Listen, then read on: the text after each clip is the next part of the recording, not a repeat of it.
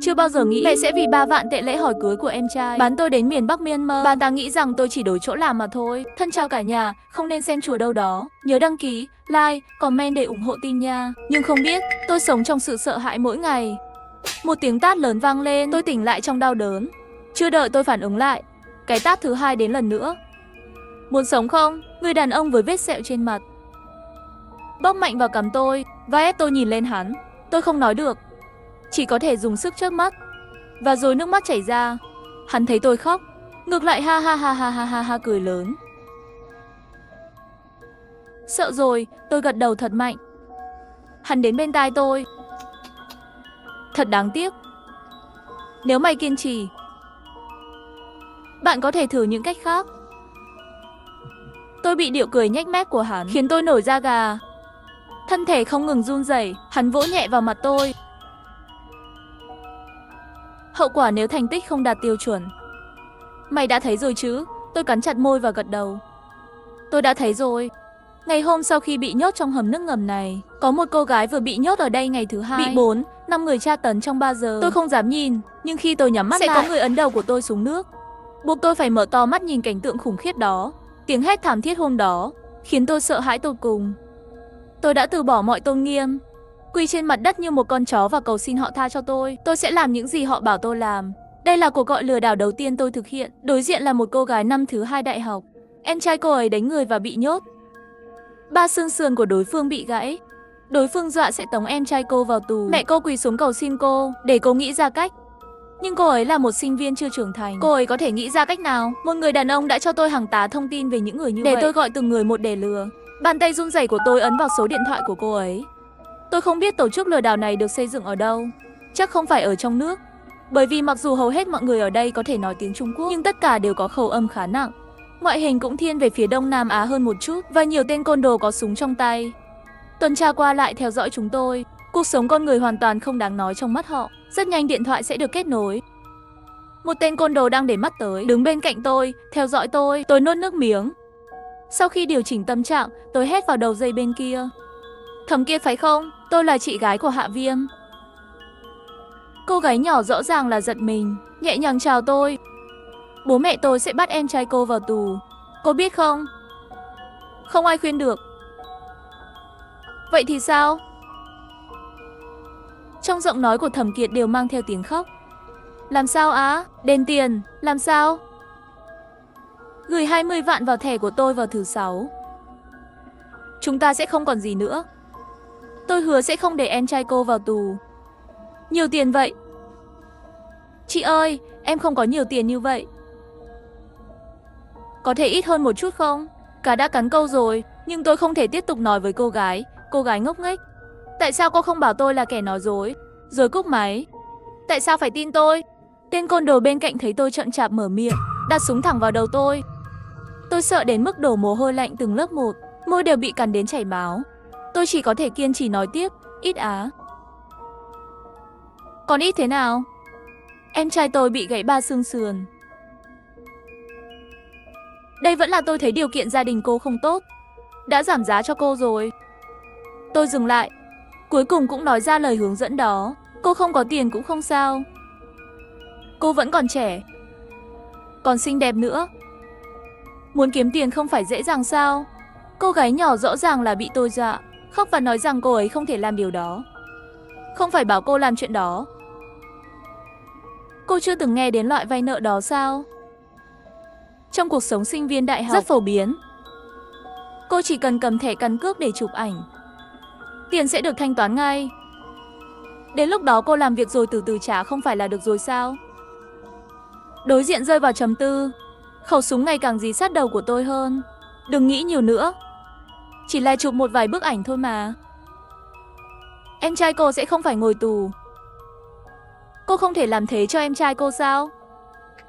Trong mỗi gia đình cổ hủ luôn có một tư tưởng. Từ nhỏ con gái đã bị, luôn phải hy sinh tất cả vì em trai. Tôi biết rất rõ. Vì vậy, tôi biết rõ ràng đây sẽ là cọng rơm cuối cùng đè trước con lạc đà. Quả nhiên, bên kia truyền đến tiếng gọi nhỏ ú ớ. Vâng. Khẩu súng bên đầu rời khỏi. Tên côn đồ hài lòng cười với tôi, còn giơ ngón tay cái lên với tôi. Tôi thở hồng hộc hồng hộc. nhưng vẫn cảm thấy dạ dày đảo lộn hết cả lên như muốn nôn ra ngoài. Lát sau, thành tích của tôi được viết bằng chữ 20, nhưng tôi lại không có vui vẻ sau khi may mắn sống sót. Tôi nhìn chằm chằm vào điện thoại, thiếu nữ cầm chứng minh thư. Nước mắt chảy xuống, tôi đã làm việc ở đây nửa tháng rồi. Có người tin vào trò lừa đảo của tôi, cũng có người không tin tôi, mắng tôi là kẻ nói dối. Thực ra tôi thích họ mắng tôi hơn, nhưng không ngờ người tin tôi lại nhiều hơn.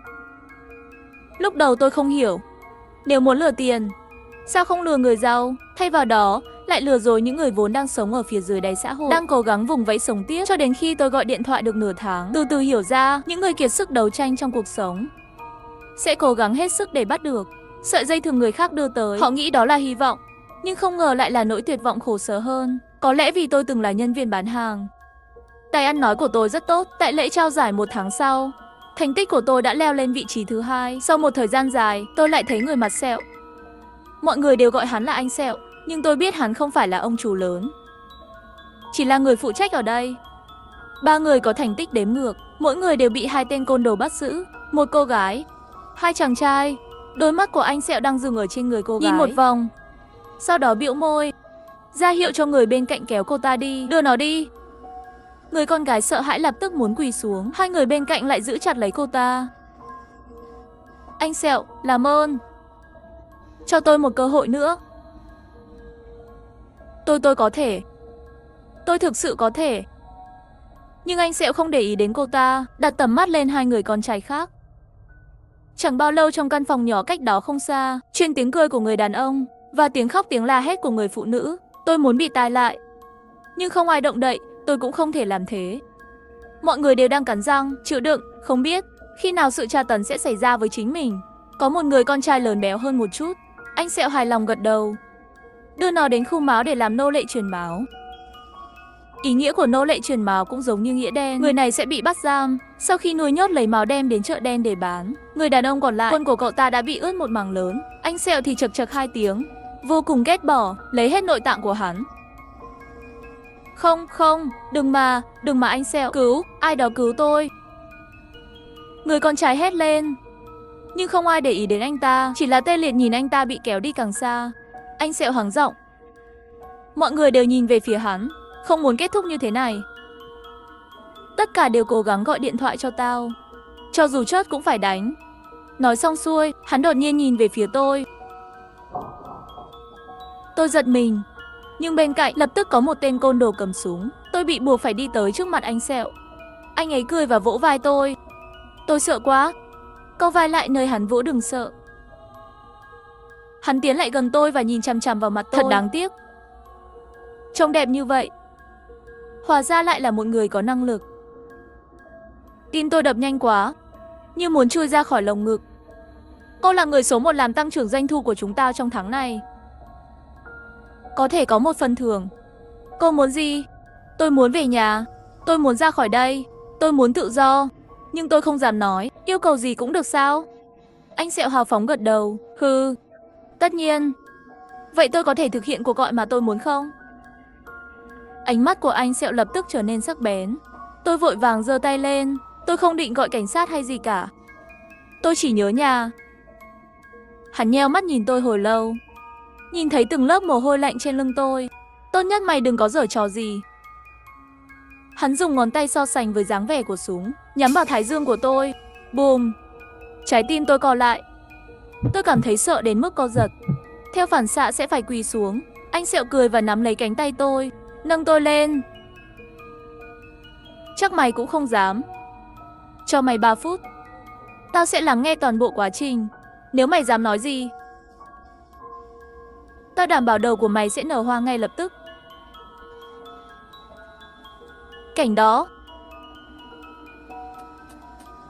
Hắn nắm lấy cằm tôi. Tao nghĩ mày cũng không muốn thử đâu nhỉ? Tất nhiên rồi. Tôi nở một nụ cười và cầu xin lòng thương xót. Anh Sẹo nắm lấy cánh tay tôi, kéo tôi đến điện thoại, giơ tay ra hiệu tôi có thể gọi điện. Hắn ngồi ở phía bên kia, đeo tai nghe lên. Tôi cầm máy điện thoại lên. Khoảnh khắc cúi đầu, mắt vô thức xoay tròn. Đây là cơ hội duy nhất để tôi thoát khỏi đây. Tôi không thể bỏ cuộc. Nhưng trong quá trình gọi điện thoại, tôi không thể tiết lộ chút nào. Thực tế là tôi bị giam cầm trong tổ chức lừa đảo này. Mức độ trong đó Tôi phải nắm chắc, tôi không gọi cho cảnh sát nào cả. Tôi cũng không quen biết cảnh sát, đó là số điện thoại của mẹ tôi. Cái người vì 2 vạn tệ lễ hỏi cưới, người phụ nữ đã bán tôi vào tổ chức lừa đảo này. Tôi ghét bà ta, nhưng tôi sẽ dùng bà ta để đưa tôi ra khỏi đây. Điện thoại sẽ sớm được kết nối. Giọng nói lười biếng của mẹ tôi vang lên ở đầu kia. Bà ta hình như vừa mới ngủ chưa dậy. Thời gian này vừa phải. Khi người vừa tỉnh dậy, tâm trí chuyển động không linh hoạt như vậy, dễ bị lừa hơn. Này mẹ. Là con, Trình Tự. Tôi cố bình tĩnh, nhưng vì quá kích động, trong giọng điệu vẫn không khỏi mang theo chút rung âm.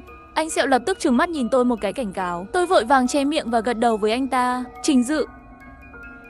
Đồ khốn nạn. Đi lâu như vậy mới gọi về.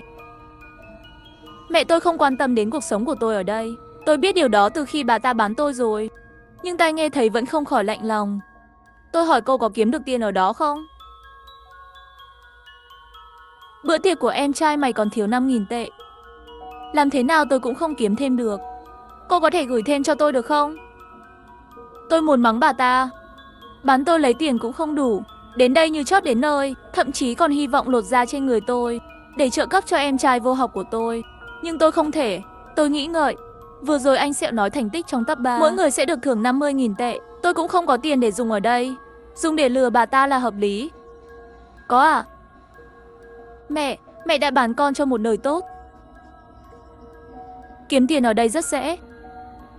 Chỉ 1 tháng như vậy thôi, con đã kiếm được 5 vạn tệ rồi. Tôi giả vờ rất phấn khích. Hơn nữa ăn cũng tốt. Cuộc sống cũng rất dễ dàng. Con ở chỗ này lại không có gì để tiêu tiền. Lát nữa con sẽ gửi lại toàn bộ tiền cho đám cưới của em trai. Mẹ tôi nghi ngờ hỏi một câu thật sự. Con đã kiếm được 5 vạn tệ trong 1 tháng. Lúc này bà ta còn có chút lý trí. Nghi ngờ một nơi muốn mua người làm lao động khổ sai. Điều kiện làm sao có thể tốt như vậy? Nhưng không sao. Tôi tin rằng sau khi bà ta nhận được số tiền tôi gửi cho bà ta, nó sẽ sớm bị nuốt chửng bởi ham muốn. Đến lúc đó mẹ nhận được tiền sẽ biết. Anh Sẹo giơ tay ra hiệu chú ý thời gian. Tôi bận nói lời tạm biệt cuối cùng với mẹ. Mẹ, mọi thứ ở đây đều ổn. Đừng lo lắng về con. Mẹ, con nhớ mọi người lắm. Nếu như có người thân có thể ở bên con thì tốt quá. Mọi người có thể cùng nhau phát tài. Tôi cũng vui lây. Con phải đi làm đây. Lần sau có cơ hội con sẽ gọi lại cho mẹ. Trước khi cúp điện thoại, mẹ tôi hét lên, gửi lại tiền sớm nhé. Tôi coi như không nghe thấy. Mặt không biểu cảm đem điện thoại cụp xuống. Anh Sẹo tháo tai nghe ra, nheo mắt từ từ đi về phía tôi. Trái tim tôi đập rất nhanh. Chỉ có thể giả vờ bình tĩnh ngồi ở chỗ cũ. Hắn ngồi ở góc bàn trước mặt tôi, cúi đầu xuống, nhóc con. Trong lời nói này của mày đều mang theo ý nghĩa lừa đảo. Tôi nắm chặt tay, dũng cảm nhìn lên. Chỉ là bà ta. Bà ta đã bán tôi. Tôi chỉ trả lại cho bà ta mà thôi. Vẻ mặt hắn càng lúc càng nghiêm túc. Trái tim tôi càng ngày càng hoảng loạn. Khi trái tim tôi thắt chặt nhất, hắn đột nhiên cười rộ lên. Thú vị, thật thú vị, ha ha ha. Hắn chạm vào đầu tôi, giống như vuốt ve một con chó ngoan ngoãn. Tao thích mày như thế này. Tôi ngượng ngùng cười với hắn. Điều này cũng không hại gì cho anh phải không? Đến lúc đó anh không tốn tiền và có thể có sự giúp đỡ nhiều hơn. Hắn cười gật đầu. Viên đá lớn trong lòng tôi cuối cùng cũng rơi xuống. Tôi rất nhanh gửi 5.000 tệ chuyển cho mẹ tôi. Ngay nhận được tiền, bà ta hào hứng gọi cho tôi số lúc trước gọi qua. Sau khi nhân viên trả lời điện thoại đã báo cáo cho anh Sẹo gọi tôi qua nghe điện thoại. Khoảnh khắc cầm điện thoại lên, trong lòng tôi đã có suy nghĩ. Cá đã cắn vào rồi. Bây giờ những gì tôi phải làm chính là để bà ta cắn lâu thêm một chút. Mẹ đã nhận được tiền chưa? Này, nhận được rồi, nhận được rồi. Mẹ tôi quá kích động. Giọng nói trở nên sắc bén. Tôi để điện thoại sang một bên, bên miệng nở nụ cười mỉa mai. Nhận được là được rồi. Vậy tiền đám cưới của em trai có đủ không? Giọng tôi cẩn thận. Có một cảm giác yêu thương nhưng lại sợ hãi. Tôi muốn mẹ tôi hiểu.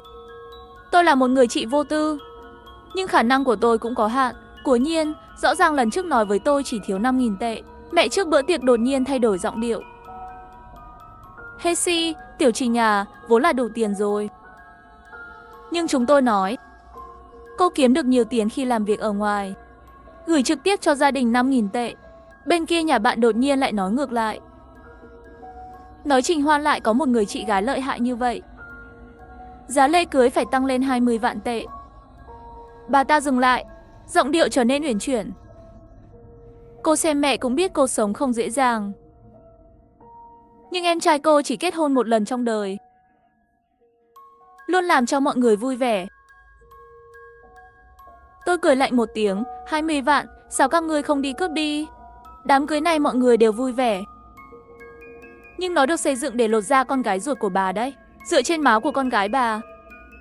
Không biết, đến lúc đó các ngươi còn ăn được những cái kia tiệc rượu kia không? Tôi khó khăn trả lời, mẹ, ở đây rất có lợi nhuận. Nhưng cũng không thể vừa cho mẹ 5 vạn. Mẹ lại lập tức đến hỏi tôi muốn 20 vạn. 5 vạn tệ đó là tất cả số tiền con kiếm được trong thời gian này. Những lời này coi như là gió thoảng qua tai. Mẹ tôi cười và buộc tội tôi. Có phải mày là chị gái như vậy không? Chỉ đòi mày 20 vạn tệ, mày cũng không cho được. Nếu em trai của mày cuối cùng không kết hôn được, tao xem mày phải làm thế nào. Xem tôi làm gì? Có liên quan gì đến tôi? Đó là một trò đùa. Tôi chợt nhớ khi còn nhỏ, em trai là một đứa trẻ hư, đến nhà người khác chơi luôn làm hỏng một hoặc hai thứ. Mẹ tôi không nỡ mất tiền, cũng không nỡ đánh em trai tôi, chỉ lấy chổi đánh tôi. Tôi chạy quanh nhà, cả tòa nhà đều có thể nghe thấy tiếng hét. Muốn chị gái như mày có ích gì? Ngay cả em trai cô cũng không quản tốt. Nếu em trai mày bị một cái gì đó cắt đứt tay, hoặc bị người khác đánh, tao xem mày làm gì? Người chủ nhà thường sẽ bị những lời này của mẹ tôi nghẹn ngào một nửa, lại thấy tôi thật sự là bị đánh quá thảm, cũng lời quan tâm nữa. Chỉ là sau đó, ngày càng có nhiều người mời gia đình chúng tôi đến chơi, ngày càng ít đi, cho đến cuối cùng cũng có khoảng cách với tất cả người thân. Mẹ tôi vẫn còn tự mãn, khoe khoang rằng bà ta chưa bao giờ mất một xu. Ngược lại vì những thứ đó bị hỏng, nhà chủ sau đó vì không muốn lấy về rất nhiều. Tôi lại nghĩ cô gái nhỏ mà tôi đã lừa đảo lần đầu tiên, trong những gia đình cổ hủ như nhà chúng tôi, con gái thường phải trả nhiều tiền hơn. Cha mẹ luôn muốn chúng tôi cống hiến quên mình. Ý nghĩa của cuộc sống là chăm sóc người nhỏ, nhưng họ quên rằng chúng tôi cũng là con người, là một sinh vật độc lập. Nghĩ đến đây tôi không còn do dự nữa. Mẹ, con có một cách đảm bảo em trai con sẽ có đám cưới diễn ra thành công. Cái gì? Con đã nói rồi. Ở đây bây giờ thiếu một số người con trai, làm một số công việc tuần tra và chăm sóc đồ đạc, không mệt chút nào. Mỗi ngày đều đi tới đi lui, quan tâm người khác làm việc là được rồi. Nhưng lương một tháng là 3 vạn tệ. Nếu làm tốt thì còn có tiền thưởng, hơn 50 đến 100 ngàn tệ. Em trai thông minh như vậy, chắc chắn sẽ làm tốt.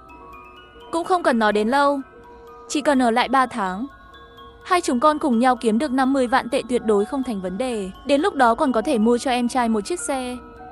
Khi kết hôn thì mặt mũi quan trọng lắm. Bên kia lập tức yên tĩnh lại. Quả nhiên liên quan đến đứa con trai quý giá của bà ta. Bà ta liền do dự, mẹ không cần phải quyết định ngay bây giờ. Mẹ cũng có thể hỏi em trai xem em ấy có muốn đến không. Đến lúc đó mẹ vẫn có thể bán em ấy cho người đã mua con, mẹ sẽ có thêm 3 vạn tệ nữa. Mẹ tôi im lặng hồi lâu, cuối cùng cắn răng nói, được rồi, tôi sẽ nói chuyện với em trai cô. Điện thoại cúp máy, anh Sẹo nhìn tôi đầy suy nghĩ. Tao tưởng mày định lừa mẹ mày để tra tấn. Sao lại lừa em trai mày đến đây? Trong lòng tôi vô cùng hoảng sợ, bề ngoài lại bình tĩnh. Đứa con trai quý giá của bà ta đau đớn thì bà ta mới không muốn sống. Tôi cười với anh Sẹo. Và em trai tôi là màu gấu trúc. Sau khi đặt điện thoại xuống, tôi nhớ lại lúc nãy tôi nói chuyện với mẹ tôi. Một tháng kiếm được 100.000 tệ, cuộc sống dễ dàng. Tôi nghĩ em trai tôi không có lý do sẽ từ chối công việc này. Nhưng đã vài ngày, mẹ tôi không gọi lại. Giờ tôi hơi hoảng. Khi gọi điện thoại nói dối, lặp rất nhiều lỗ hổng. Suýt nữa thì bị côn đồ canh giữ tôi bắn chết ngay tại chỗ. Anh Sẹo gọi tôi đến văn phòng. Tôi đứng sợ hãi, để hắn nhìn rất lâu. Hắn cuối cùng cũng nhếch lên một bên khóe miệng, nở một nụ cười u ám. Hừ, còn chẳng bình tĩnh nổi à? Tôi nuốt nước miếng. Sau khi nắm tay trái run rẩy, mới chậm chạp nói, tôi muốn trả thù. Tao biết mày muốn trả thù. Nhưng hãy nhìn cái này. Hắn chỉ vào bảng xếp hạng trên máy tính. Tôi mới phát hiện ra tôi đã rơi xuống vị trí thứ 2 từ dưới lên rồi. Trong đầu tôi nhớ đến khoảnh khắc kết cục của 3 người đó hơn nửa tháng trước, rằng tôi không thể không run lên. Khi tôi quỳ xuống và cầu xin, có người gõ cửa văn phòng của anh Sẹo. Sau khi họ giao tiếp bằng ngôn ngữ mà tôi không hiểu, lập tức anh Sẹo nhìn tôi bằng ánh mắt tràn đầy vui mừng. Mẹ cô lại gọi. Khi nghe điện thoại, tôi gần như đã khóc. Dù sao, cuộc gọi này tôi nhất định phải lừa dối Trình Hoan lừa đến đây. Nếu không tôi sợ tôi không đợi được lâu như vậy. Tôi không bao giờ muốn nói dối. Tiền của những người đang sống trong vực thẳm. Hello, Tiểu Trình à? Tôi nắm chặt điện thoại. Mẹ thấy thế nào? Em trai có muốn đến không? Mẹ tôi hơi do dự, không trả lời tôi ngay lập tức. Không khí hơi trầm trọng. Ngay khi tôi lo lắng để nghĩ những gì tôi đang sử dụng để cám dỗ, bên kia điện thoại đột nhiên truyền đến một trận ồn ào. Ngay lập tức trong điện thoại truyền đến giọng nói của một người đàn ông trẻ tuổi. Chị ơi, là em Trình Hoan. Tôi phấn khích che miệng lại, thở nhẹ nhàng một lúc, mới bình tĩnh lại tâm trạng phấn khích của tôi, giả vờ vô cùng ngạc nhiên hét lên Trình Hoan. Chị nhớ em quá. Hắn khẽ khịt mũi. Hừ, cũng đúng. Nó chưa bao giờ có thái độ tốt với chị gái là tôi. Khi còn nhỏ, nó sẽ cố tình cầm chân gà của nó, cám dỗ tôi khiến tôi không thể không đi cướp. Nó lại sẽ lập tức khóc lóc kêu mẹ đến. Chương trình giải trí yêu thích của nó chỉ là xem mẹ tôi lấy chổi đánh tôi. Về phần nó còn gọi tôi là chị gái, đó là bởi vì nó muốn tiền từ tay tôi. Tôi nhớ năm tôi vào đại học, tôi khóc lóc xin mẹ trả học phí cho tôi. Mẹ tôi gần như đã mềm lòng. Là em trai tôi ở bên cạnh cắn một cột táo hỏi mẹ tôi. Tất cả tiền đều cho chị ta. Vậy sau này con đi học thì sao? Rõ ràng thành tích của nó căn bản ngay cả thi đại học cũng không được, nhưng nó không muốn cho tôi cơ hội đi học. Sau đó tôi bị buộc phải bỏ học và đi về phía Nam để làm việc. Chị ơi, tiếng gầm phát ra từ đầu kia của đường dây điện thoại cuối cùng cũng đánh thức tôi khỏi ký ức. Sao thế? Chị không nghe tôi nói à? Nó có chút không kiên nhẫn nói. Cuộc sống ở đó thực sự tốt như chị nói sao? Và kiếm được nhiều tiền nữa. Tôi phối hợp nói. Tất nhiên rồi. Nếu không, làm thế nào chị có thể kiếm được 50.000 tệ để trả tiền bữa tiệc cho em? Chỉ là kiếm tiền cũng cần thời gian. 3 tháng nữa là em kết hôn.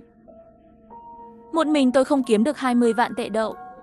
Hơi thở ở đầu dây bên kia cũng ngày càng gấp hơn, dường như nó cũng đang do dự. Mẹ tôi nhỏ giọng khuyên nó. Vậy thì đừng đòi 20 vạn tệ. Hỏi chị gái con chỉ muốn 10 vạn tệ thôi. Tôi coi như không nghe thấy. Thay vào đó, tôi hỏi em trai tôi, em sắp kết hôn rồi, còn chưa mua xe nhỉ? Lúc trước về nhà, chị nhớ bạn của em lúc trước cũng mua xe rồi. Nếu em làm việc ở đây 3 tháng, chị đảm bảo xe của em còn tốt hơn của nó. Đến lúc đó có bao nhiêu mặt mũi chứ? Ở tuổi nó, thể diện là quan trọng nhất. Với một đòn như vậy, nó quả nhiên lập tức đồng ý. Cho tôi đến, tôi nắm chặt lòng bàn tay, mới nhịn không cười thành tiếng. Em có thể bảo mẹ liên lạc với người lần trước. Chị gái đến lúc đó sẽ đón em. 4 ngày sau, tôi đang ở trong hầm nước mà tôi đã ở. Nhìn thấy em trai tôi gần 2 tháng rồi không gặp. Người đàn ông trong nhà tù nước, đó là em trai tôi đã không gặp trong gần 2 tháng. Tôi đã ở đây 3 ngày. Mới dần dần sụp đổ, nó không qua nổi 3 tiếng. Đã giống như con chó nằm trên mặt đất không ngừng cầu xin tha thứ. Lần đầu tiên nhìn thấy tôi, ánh sáng hy vọng trong mắt nó thật chói mắt.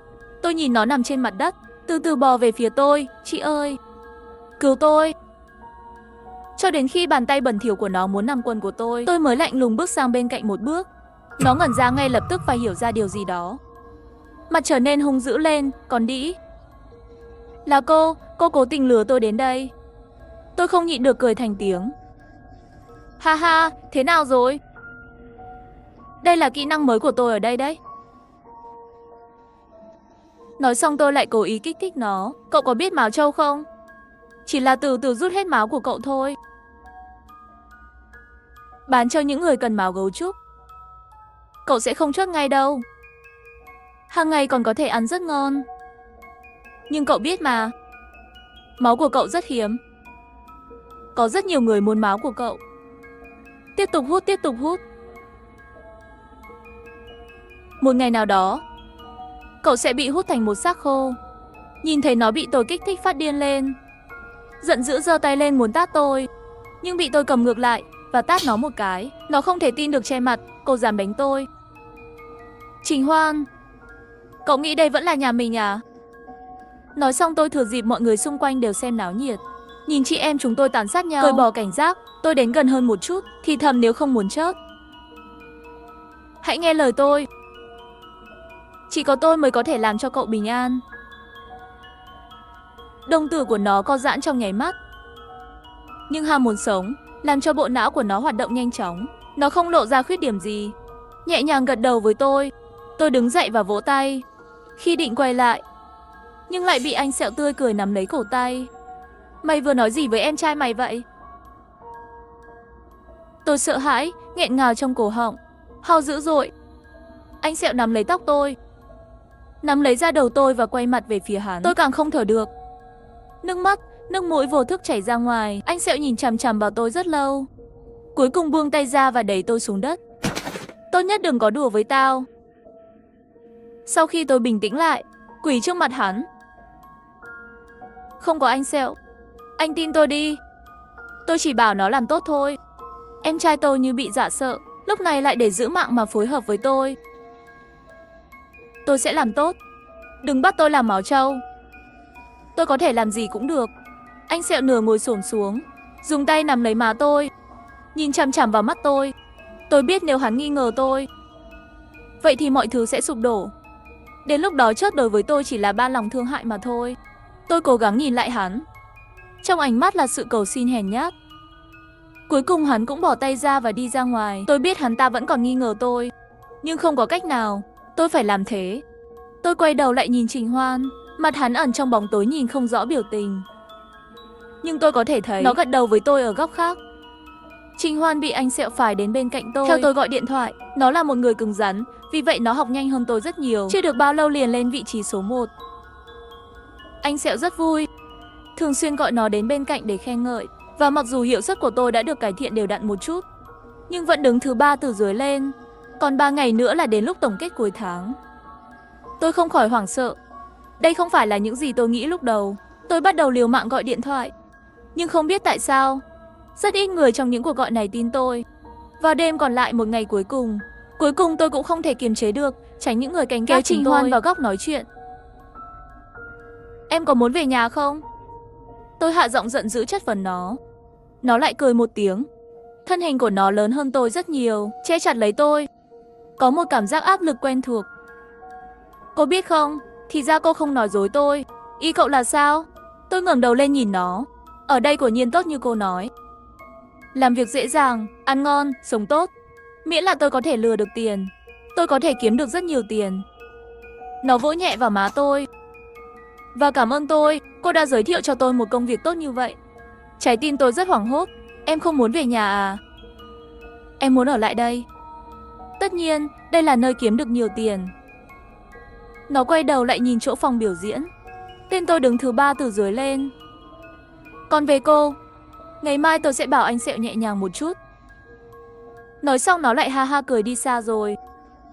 Mà chân tôi mềm nhũn, ngồi sụp xuống đất. Một máy nghe lén ẩn sau lưng tôi, từ xanh chuyển sang màu đỏ. Trong phòng của anh Sẹo cách đó không xa. Hắn cười cẩn thận tháo tai nghe ra, trong mắt lóe lên một tia suy nghĩ. Chưa từng nghĩ lừa em trai bán đến miền Bắc Myanmar, nó lại trở thành thành viên chủ chốt của tổ chức lừa đảo. Sự kháng cự của hắn ngay từ đầu đến hiệu suất tăng lên số 1. Chỉ mất 1 tuần, chẳng mấy chốc, nhóm lừa đảo đã mở ra thanh lý vào cuối tháng. Tôi sợ hãi đứng giữa đám đông. Và em trai tôi Trình Hoan đứng ở đầu hàng. Hắn không có cảm giác người xung quanh sợ hãi, thay vào đó là tinh thần vô cùng phấn chấn, vui sướng. Tôi nhìn vào lưng nó, rất nhanh lại cúi đầu xuống. Cuối cùng tiểu thủ lĩnh anh Sẹo mang theo rất nhiều tay côn đồ bước vào. Hắn nhìn thấy Trình Hoan vui vẻ đứng ở đầu hàng trong đám người, trên môi lộ ra một nụ cười thật tươi. Chỉ 1 tuần thôi, Trình Hoan đã giành được sự tin tưởng của anh Sẹo rồi. Tôi dùng tay nắm chặt lòng bàn tay, không tự giác căng thẳng lên. Sau khi anh Sẹo vỗ vai Trình Hoan, nhìn một vòng, đôi mắt của hắn ta, lúc nhìn thấy tôi cố ý dừng lại 2 giây. Tôi cúi đầu xuống. Tôi hạ vai không dám nhìn hắn ta nữa. Như thường lệ, anh Sẹo đã hét vào mặt chúng tôi. Mở màn hình hiển thị hiệu suất. Khoảnh khắc trang máy tính được đưa lên màn hình lớn. Sự căng thẳng tăng đến tột đỉnh. Tôi nhìn chằm chằm vào tên mình, không thể tin được. Tất nhiên, tôi không phải là người duy nhất. Trình Hoan và anh Sẹo đều nhìn xuyên qua những người trước mặt tôi, nhìn chằm chằm vào tôi. Tôi ngẩng đầu lên, nhút nhát cười với họ. Xin lỗi. Không như mấy người muốn. Nhờ vào cậu đấy. Anh Sẹo gọi 3 người cuối cùng. Họ nhanh chóng sụp đổ và hét lên, cầu xin anh Sẹo tha cho họ. Đặc biệt là người thứ 3 từ dưới lên. Vị trí đáng lẽ phải thuộc về tôi, một phụ nữ bằng tuổi tôi. Cô ta kích động nhào tới trước máy tính, la hét không thể nào. Không thể nào, trước khi kết thúc đêm qua, tôi rõ ràng còn nhiều hơn cô ta 15 vạn tệ. Làm sao có thể như vậy? Tiếng hét đập vào màng tai, khiến tim tôi đập thình thịch. Tình huống đảo ngược. Hắn khẽ cười một tiếng. Vui thật, thật thú vị. Anh Sẹo vẫy tay, lập tức có người kéo người phụ nữ tàn vỡ đó đi. Sau đó, hắn chỉ vào số tiền tăng 20 vạn mới của tôi trên bảng xếp hạng. Ngay cả mẹ của mình cũng lừa. Quả nhiên là người tôi thích. Đủ độc ác. Khuôn mặt của Trình Hoan trở nên vô cùng hung dữ. Người nó cao, tay dài. Đi được vài bước là đã đến trước mặt tôi. Bốp một tiếng, một bên má của tôi bỗng sưng lên. Cậu điên rồi, tôi nhìn chằm chằm vào nó. Muốn đánh lại nhưng bị nó đẩy mạnh xuống đất. Con đĩ, mày thậm chí còn lừa mẹ mày tiền. Đó là tiền lương hưu của bà ấy. Sao cô dám? Ha ha ha. Sao tôi dám? Tất nhiên là tôi dám. Đó là mẹ tôi. Đó là mẹ tôi. Tôi mỉa mai hét vào mặt nó. Đó là mẹ cậu, không phải mẹ của tôi. Trình Hoan bị tôi làm cho tức giận, thấy hắn lại giơ tay lên. Tôi cười nhạo. Hắn bị tôi làm cho hoảng sợ, mãi mà không đánh tôi. Cậu biết tại sao tôi lại gọi cho bà ta không? Tại sao tôi lại leo lên phía trước, gần cậu hơn một tí? Bởi vì tôi biết, khi tôi nói với bà ta rằng con trai bà ta cần số tiền này, cho dù bà ta có bán mình đi, bà ta cũng sẽ đưa tiền cho tôi. Tôi cứng rắn hung hăng nhìn chằm chằm Trình Hoan. Đừng nói 20 vạn tệ. Để sống, tôi có thể làm cho bà ta mất tất cả. Cô dám. Cuối cùng cậu ta vẫn tát vào mặt tôi. Tôi nhắm mắt lại, tưởng chừng sẽ cảm thấy đau đớn. Tôi run rẩy mở mắt. Hóa ra là anh Sẹo ngăn lại Trình Hoan. Anh Sẹo cười tê tét với tôi. Vết sẹo trên mặt lại khiến cho nụ cười này của hắn trông đáng sợ và kỳ lạ. Mấy người là chị em, sao lại như thế này? Nó không xứng làm chị gái tôi. Trình Hoan quay đầu sang một bên, một khuôn mặt tức giận. Tôi nhìn chằm chằm vào anh Sẹo. Rõ ràng hắn ta không muốn chị em chúng tôi một lòng, nhưng lại thể hiện vẻ ngoài tử tế này. Hắn vẫn đang thử chúng tôi. Tôi đã lừa nó đến, không phải để thay thế tôi. Tôi cắn răng nói một câu. Anh Sẹo từ từ đỡ tôi lên, xả một điếu thuốc vào mặt tôi. Tôi lập tức bị sặc không thở được. Hắn ta cười vui vẻ. Hừ, tao không quan tâm. Ở chỗ tao, tao chỉ xem ai có thể kiếm tiền cho tao thôi. Anh Sẹo chỉ vào Trình Hoan. Nó không kiếm được tiền, nó sẽ đi làm áo trâu. Rồi hắn lại quay sang tôi. Còn cô biết tôi muốn gì? Hắn sờ cằm, nở một nụ cười tục tĩu. Tôi tự giác hiểu, thân thể lặng lẽ lùi lại một bước. Tôi sẽ không nói. Tôi cũng vậy.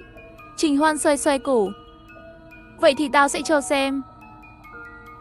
Nói xong câu này, anh Sẹo liền cười tủm tỉm kéo Trình Hoan đi rồi. Là người đạt thành tích số 1, được yêu thích bởi anh Sẹo. Tôi nhìn chằm chằm vào bóng lưng của họ, nắm chặt tay.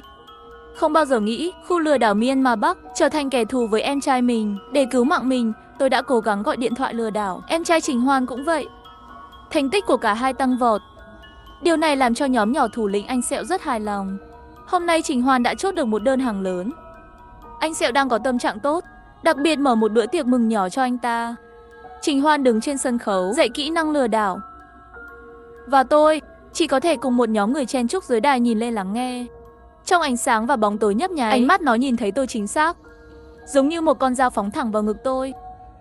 Tôi lặng lẽ nắm chặt tay, móng tay gần như được đâm sâu vào lòng bàn tay. Tôi sẽ không bỏ cuộc đâu. Tuyệt đối không. Tôi đi tìm anh Sẹo. Tình cờ gặp được hắn cùng Trình Hoan từ trong văn phòng đi ra. Văn phòng này là khu vực hạn chế đối với bọn khỉ này. Không ai dám vào mà không được phép. Bọn khỉ, đó là thế hệ của những người trong chúng tôi gọi điện thoại lừa đảo. Không ngờ, mối quan hệ của họ đã trở nên đến mức này. Anh Sẹo nắm lấy vai Trình Hoan, cúi đầu nói cái gì. Trình Hoan cầm một điếu thuốc trên đầu ngón tay, thường xuyên gật đầu.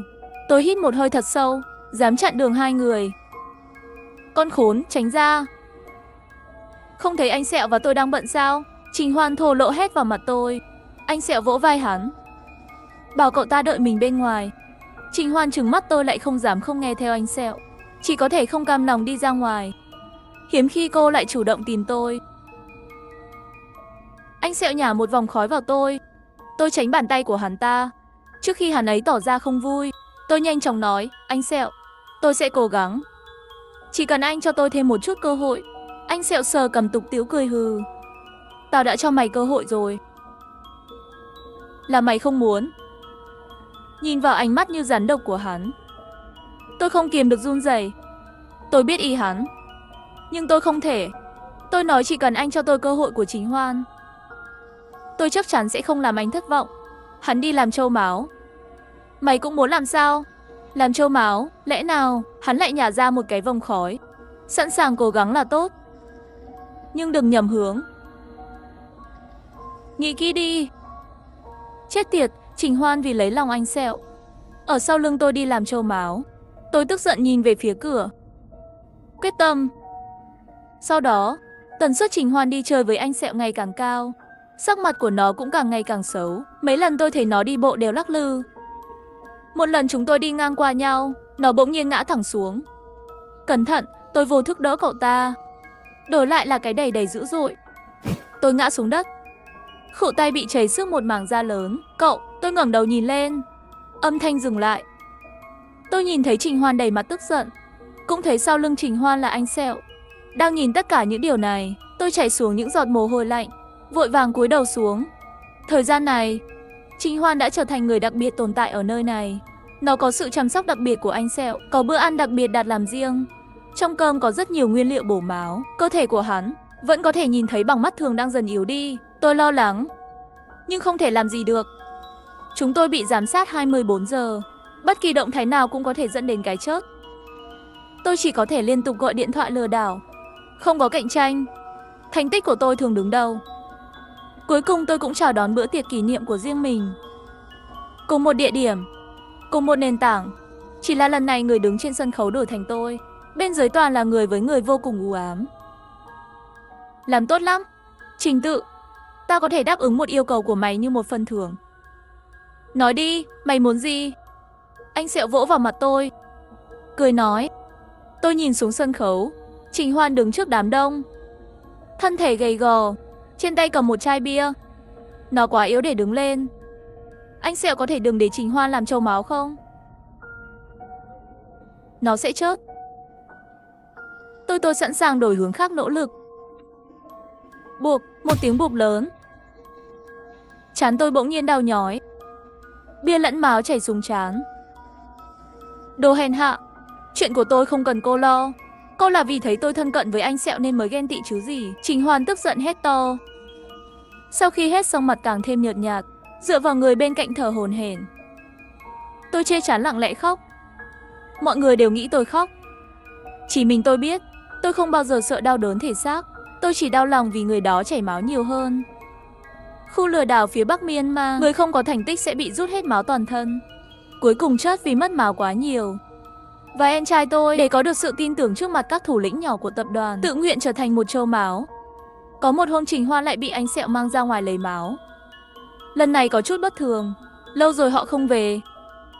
Bên cạnh tôi cũng có nhiều người canh gác hơn. Ngay cả đi vệ sinh cũng có người đi theo. Có vẻ anh Sẹo đã bắt đầu nghi ngờ mối quan hệ của chúng tôi rồi. Cả ngày tim tôi đập dữ dội, luôn bị phân tâm khi gọi điện thoại. Kết quả không làm được một cái nào. Trước khi cúp điện thoại cuối cùng trong ngày, tôi đột nhiên bị giật tóc từ phía sau, rồi bị kéo lên. Đồ đĩ, có phải mày phản bội tao không? Khuôn mặt của anh Sẹo lọt vào mắt tôi. Mặt hắn ta dính đầy máu.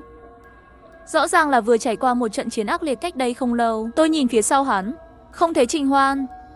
Trái tim không khỏi đau nhói. Đừng nhìn, Trình Hoan đã bị tao rớt rồi. Hắn ta đến gần và nhấc giày lên mặt tôi. Hai người đúng là một cặp chị em tốt. Lừa đảo tao? Rất tốt, nhìn bộ dáng hắn ta bối rối và tức giận. Kế hoạch của chúng tôi đã thành công. Đầu súng lạnh leo dí trên trán. Tôi nhắm mắt lại. Trong lòng không có sợ hãi, ngược lại có một loại giải thoát nhẹ nhõm. Cuối cùng cũng kết thúc sao? Đột nhiên có tiếng súng vang lên khắp nơi. Cửa lớn bị mở ra, cảnh sát tiến vào. Đứng đầu là một gương mặt quen thuộc. Viên cảnh sát đứng đắn cầm loa lớn hét lên. Chỗ này bị bao vây rồi, thả con tin ra. Vẫn còn cơ hội để được khoan hồng. Anh Sẹo cười lạnh nói. Các người nghĩ tao sợ chết sao? Phải, nếu hắn ta sợ chết, hắn ta sẽ chạy nhanh nhất có thể, thay vì quay lại đây và chờ chết. Hắn muốn mọi người chôn cùng hắn. Đặc biệt là tôi, người đã nói dối hắn. Hắn muốn kéo tôi xuống địa ngục. Anh Sẹo vẫy tay. Các con tin bị đẩy ra phía trước. xây thành một bức tường người trước mặt hắn. Nếu cảnh sát nổ súng, người chốt sẽ là con tin. Khẩu súng đen ngòm nhắm vào tất cả mọi người. Trong mắt mỗi người đều là một màu xám trắng. Trong địa ngục nhân gian này, người sống lại cũng sẽ bị tra tấn thành xác chết biết đi. Anh Sẹo đến bên tai tôi nói, rất nhanh, tao sẽ gửi mày đến đoàn tụ với em trai mày. Nhưng trước đó, trước tiên hãy cùng tao xem một chương trình hay. Tiếng súng vang lên, một con tin ngã xuống đất. Mấy người diễn rất tốt đấy.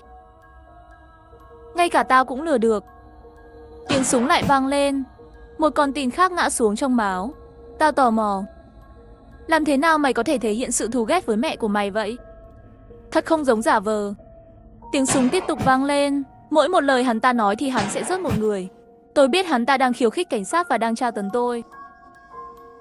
Tôi đến để cứu họ. Cuối cùng chỉ có thể trơ mắt nhìn bọn họ bị rớt chết. Mọi thứ tôi làm đều vô nghĩa. Tôi cười nhìn anh Sẹo, biết tại sao lòng căm thù của tôi lại có thật không? Bởi vì đó là sự thật. Trong nháy mắt, tôi cắn mạnh vào cổ tay hắn ta. Mùi máu ngay lập tức lấp đầy miệng. Anh Sẹo bị đau, dùng súng đập vào người tôi liên hồi. 1 lần, 2 lần, 3 lần, nhưng tôi cứ như một con thú điên. Điên cuồng cắn người trước mắt. Hình như có người đang hét lên, có người bảo tôi đừng bốc đồng. Trong hỗn loạn, có người xông vào và đè tôi và anh Sẹo xuống đất. Trong trạng thái mơ màng, tôi hình như nhìn thấy Trần Hoan đầy máu. Bên tai vang lên tiếng súng. Tôi cũng thuận thế, lấy cây bút bi dầu trong túi, đâm vào ngực hắn. Anh Sẹo ngừng thở với đôi mắt trợn tròn. Tôi ngã gục trên mặt đất, khụ ra một ngụm máu lớn. Và tôi cũng sắp chết rồi. Mí mắt càng ngày càng nặng. Tôi hình như nhìn thấy mẹ. Sao mày máu lạnh thế? Nhìn em trai mày vào tù. Mẹ tôi chưa bao giờ cười với tôi. Chỉ có ở trước mặt em trai, bà mới có thể lộ ra tình thương của mẹ. Tôi cố gắng làm mọi thứ, muốn nhận được sự chấp thuận của bà ấy, nhưng luôn bị đánh đập và mắng mỏ. Có vẻ như mọi thứ tôi làm đều sai. Vì em trai, tôi đã vay khoản vay đó. Chiếc ống kính, tôn nghiêm duy nhất còn lại của tôi bị phá vỡ. Người đòi nợ dán ảnh của tôi trước cửa nhà. Mẹ tôi gọi điện thoại mắng tôi không biết xấu hổ, muốn tôi chết. Nhưng bà ấy cũng không nghĩ xem tôi mượn tiền vì ai. Tôi bị đuổi ra khỏi nhà, như một con chó lạc, bị người đòi nợ kéo vào ngõ tối. Họ nói nếu không có tiền, có thể trả bằng thân thể. Cơ thể trẻ như tôi rất đáng giá. Khi cảnh sát tìm thấy tôi, trên người tôi hầu như không nhìn thấy một miếng da hoàn hảo. Tôi vẫn nhớ cảnh sát. Ánh mắt anh ấy khi mặc quần áo cho tôi, không ác ý, không ghét bỏ, chỉ là đau lòng và thương tiếc. Họ xuất hiện như một tia sáng, thắp sáng cuộc sống bẩn thỉu và xám xịt của tôi. Sau này nghe nói, cảnh sát cần người ẩn nấp vào bên trong tổ chức lừa đảo. Tôi chủ động xin đi. Tôi không sợ chết, chỉ hy vọng không còn lừa đảo nữa. Đừng có ai lặp lại sai lầm của tôi nữa. Cuối cùng tôi đã thành công. Tên tôi là Trình Tự. Trên người tôi vẫn còn vô số vết sẹo. Có bao nhiêu vết sẹo, nghĩa là đã bị đánh bao nhiêu lần rồi. Sau khi được cảnh sát giải cứu, tôi không thể tìm thấy lý do để sống. Cảnh sát chỉ có thể bố trí nữ cảnh sát canh gác 24 giờ, tránh tôi làm chuyện ngu ngốc. Nghe nói cảnh sát có kế hoạch tiêu diệt tổ chức lừa đảo, cần có người làm nội gián. Tôi đề nghị để tôi ẩn nấp bên trong kẻ thù. Ngay lúc này, cảnh sát đã thu giữ một tin nhắn lừa đảo. Nạn nhân tên là Miêu Miêu, một cô gái không được gia đình coi trọng như tôi. Vì để dành tiền lễ cưới cho em trai, suýt bị mẹ bán cho bọn lừa đảo. Nhiệm vụ của tôi là giả làm Tiểu Miêu, trà trộn vào nhóm lừa đảo, sau đó cùng em trai giả Trần Hoan do cảnh sát sắp xếp vào theo. Cảnh sát biết được phía sau anh Sẹo còn có trùng lớn nữa. Hắn mới là kẻ đứng sau chuyện này. Hắn có một con trai màu gấu trúc bị nhiễm bệnh lạ. Nhưng máu trên chợ đen đã bị cảnh sát cắt đứt từ lâu rồi. Lúc này có màu gấu trúc xuất hiện, nhất định sẽ thu hút sự chú ý của đối phương. Quá trình vào tổ chức lừa đảo rất suôn sẻ. Anh Sẹo cho rằng 3 ngày tra tấn trong ngục nước sẽ phá vỡ ý chí của tôi. Rõ ràng là hắn đã tính toán nhầm, bởi vì tôi đã trải qua những tổn thương khủng khiếp hơn. Tất cả những nạn nhân mà tôi đã lừa đảo tiền bạc, bao gồm cả mẹ của Tiểu Miêu, tất cả đều do cảnh sát sắp xếp trước. Sau này, thành tích của tôi càng làm tốt hơn. Anh Sẹo rất coi trọng tôi. Tôi lấy danh nghĩa muốn trả thù mẹ tôi để lừa Trình Hoan vào. Chúng ta cãi nhau, thù địch với nhau, ăn miếng trả miếng đều là diễn kịch cho anh Sẹo xem. Tôi và Trình Hoan hợp tác rất tốt, nhưng tôi vô thức thể hiện sự quan tâm, vẫn khiến hắn nghi ngờ. Nhờ Trình Hoan phản ứng nhanh, nhiều lần đã giải quyết được khủng hoảng. Ngay xảy ra chuyện, tôi đã sẵn sàng chết cùng với anh Sẹo. Nhưng không ngờ tới thời khắc nguy cấp, Trình Hoan xông tới. đánh bay anh Sẹo. Hóa ra tôi mơ hồ nhìn thấy Trình Hoan là thật. Cậu ấy vẫn chưa chết, chỉ là bị thương rất nặng. Sau khi cảnh sát giải cứu anh ấy, họ đã sắp xếp để anh ấy đến bệnh viện gần nhất để điều trị. Nhưng cậu ấy đã lợi dụng cảnh sát không để ý. Cũng nhờ sự hướng dẫn của anh ấy, cảnh sát có thể đi qua lối đi bí mật và nội bộ nhóm, cuối cùng phá hủy ổ tội ác này. Thấy nạn nhân được giải cứu, trên khuôn mặt mỗi người đều có niềm vui được sống lại. Dường như tôi cũng tìm được động lực để sống. Thế giới này rách nát, nhưng luôn có người khâu lại. Hy vọng trên đời không còn lừa đảo nữa. Đây là bí danh của tôi, Trình Hoan. Khác với những người khác, tôi chủ động đăng ký vào tổ chức lừa đảo. Tôi không phải chiến binh, chỉ là một kẻ báo thù muốn công lý cho chị gái mình. Bố mẹ tôi đã yêu thương tôi từ nhỏ. Chị gái thì luôn bị đánh đập, nhưng chị ấy không giận tôi. Thay vào đó bảo vệ tôi ở khắp mọi nơi. Tôi cũng muốn bảo vệ chị gái. Hơn nửa năm trước, tôi đánh nhau với người khác, khiến đối phương vào bệnh viện. Bố mẹ sợ tôi để lại hồ sơ, buộc chị gái quyên tiền để giải quyết riêng với nhau. Bây giờ lúc này chị gái nhận được điện thoại của tổ chức lừa đảo. Chị nghĩ đó là một cơ hội tốt để kiếm nhiều tiền. Không ngờ nơi đó lại là địa ngục trần gian. Khi tôi nhận được tin nhắn, chị gái đã sớm biến thành một cái xác lạnh lẽo. Từ cảnh sát, tôi biết mọi thứ về chị tôi. Tôi không dám tưởng tượng thân hình gầy gò của chị ấy đã phải chịu bao nhiêu sự tra tấn vô nhân đạo. Tôi muốn trả thù cho chị tôi. Tôi đề nghị làm gián điệp cho tổ chức lừa đảo. Đi cùng tôi là một cô gái tên là Trình Tự. Cô ấy giống như chị gái tôi vậy. Tất cả đều lớn lên trong gia đình dị dạng này. Ánh mắt của cô ấy giống hệt chị tôi. Tôi thầm thề sẽ bảo vệ cô ấy. Chúng tôi hợp tác rất tốt, hỗ trợ cảnh sát thành công phá hủy tổ chức lừa đảo này. Sau đó, viên cảnh sát đã giáo dục tôi một cách nghiêm túc. Mặc dù tôi đã giúp họ tìm thấy lối đi bí mật, nhưng tôi hành động một mình sẽ gây nguy hiểm lớn cho bản thân. Tôi biết nó nguy hiểm, nhưng tôi không thể để cô gái đó ở một mình trong hang sói. Cô ấy đã bị tổn thương đủ rồi.